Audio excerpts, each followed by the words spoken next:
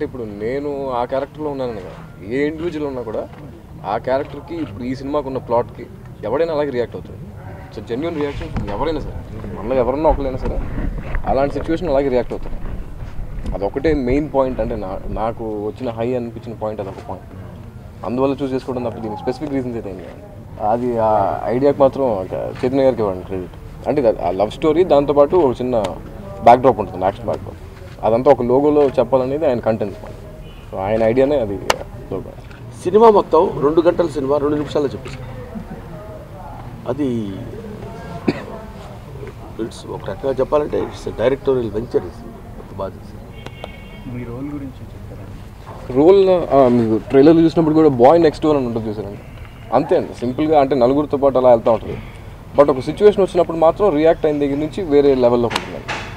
మామూలుగా ఎక్సెప్ట్ అంటే ఒక కాలేజ్ స్టూడెంట్ ఎలా ఉంటాడు, ఇంట్లో కామన్గా వాళ్ళ ఫ్రెండ్స్తో ఎలా ఉంటాడు, వాళ్ళ ఫ్యామిలీతో ఎలా ఉంటాడు, కామన్గా ఉంటుందండి. Boy next door character simple character. ఆ సింపుల్ క్యారెక్టర్ ఒక సిచ్యువేషన్ వచ్చినప్పుడు ఎలా రివోల్ట్ అవుతాడు, ఎలా రియాక్ట్ అవుతాడు అనేది అడిగాను.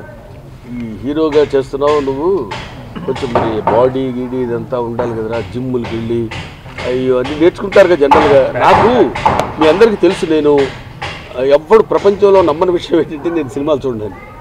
ఎవరు చెప్పినా నమ్ముడు హాయ్ గవా నీకు సినిమా చూడకుండా ఎలా ఉంటాను. ఆ డబ్బింగ్ చెప్పినప్పుడు చూడటం తప్ప నాకు సినిమా నాలెడ్జ్ లేదండి అసలు. టు బి ఫ్రాంక్, ఒక స్టేజ్ వరకు చూశాను సినిమాలు. ఇప్పుడు ప్రివ్యూస్ కూడా నేను చాలా తక్కువగా వెళ్తుంటాను. కానీ ఈ సినిమా హీరో అనగానే చాలామంది చూస్తుంటాం కదా, వాళ్ళు బాగా రోబస్ట్గా తయారయ్యి ఇట్లాగా ఆ హీరోయిక్ లుక్ ఉండాలి కదా. నేను అట్లాంటిది నేర్చుకున్నానంటే నాకు డైరెక్టర్ చెప్పింది ఏంటంటే, నాకు ఒక మధ్యతరగతి కుటుంబంలో పుట్టిన కుర్రాడు, వాడు మామూలుగా సరదాగా అట్లా అట్లా లైఫ్లో ఉండి చివరికి వాడు ఎట్లా రియాక్ట్ అవుతాడు విషయం దగ్గర సిన్సియర్గా కమిట్ అయిపోయి అనే దానికి ఉండాలి తప్పండి, దీనికోసం మనం తయారై ఉంటే బాగుంటుందండి అన్నాడు.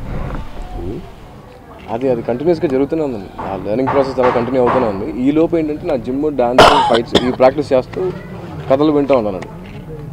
కొన్ని ఓకే అని, కొన్ని కుదరలేదు, ఆన్ టైం అవ్వలేదు, కొన్ని అవ్వలేదు. బట్ ఫైనల్గా బసంతి ఓకే అండి. గ్యాప్ ఏం లేదండి. యాక్చువల్గా నేను 18 years ఉన్నప్పుడు ఆ సినిమా చేశాను, పల్లెటూరు పెళ్లి కూతురు. ఆ తర్వాత నా డిగ్రీ అన్ని ఫినిష్ అసలు కరెక్ట్గా చేయాలంటే ఇప్పుడే చేయాలి. అది చేయడం వల్ల గ్యాప్ అనే ఫీలింగ్ వస్తుంది. పర్టికులర్గా స్పెసిఫిక్గా గ్యాప్ తీసుకుంది కాదు, అది అయిపోయిన తర్వాత నా ఇంటర్ అయిన తర్వాత చేశాను. లక్కీగా బాలనటుడుగా చేయలే, చేసి ఇంత గ్యాప్ ఎందుకు వచ్చింది. తర్వాత నా డిగ్రీ అన్ని ఫినిష్ చేసుకుని తర్వాత ప్రాక్టీస్ అంత సీరియస్గా తీసుకున్న తర్వాత ఇప్పుడు ఈ సినిమా చేయాలి. ఆడియన్స్ బాగుందంటే స్పీడ్ వచ్చుతాడు, గ్యారంటీ స్పీడ్. అదే ఇంకా అంతే కదా, డెఫినెట్గా బాగుందంటే స్పీడ్ పెంచడానికి. అది ఊరికి పరిగెత్తుకుని వెళ్ళిపోతున్నట్టు ఉంటుంది.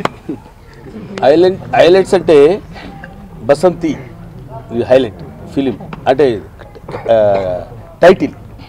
బసంతి అనగానే జనరల్గా ఇదేదో ఒక లవ్ స్టోరీయా లేకపోతే ఏంటి అమ్మాయి పేరా ఇట్లా, it's a name of A college అనేది దాన్ని దృష్టిలో పెట్టుకొని తీసిన సినిమా ఒకటి.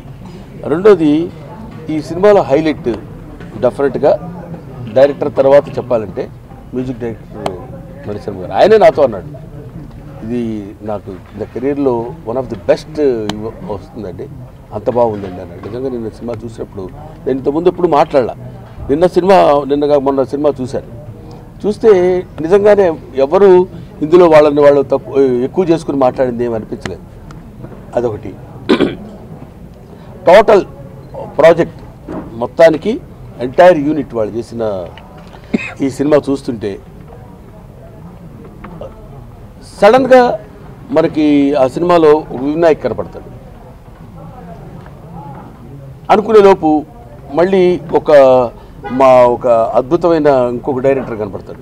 లేకపోతే ఇంకొక సెంటిమెంట్ దగ్గరికి వచ్చేసరికి ఇలా ఇదేంటి సెంటిమెంట్స్ ఇలా ఉంది అని అంటే ఆల్ మిక్స్డ్ అండ్ జస్టిఫైడ్. ఊరికి అన్నీ ఉన్నాయి కాబట్టి ఇది పెట్టామండి, అది పెట్టాం, పిల్లల కోసం ఇది పెట్టామని కాకుండా అన్నీ. I think the entire film is highlight film.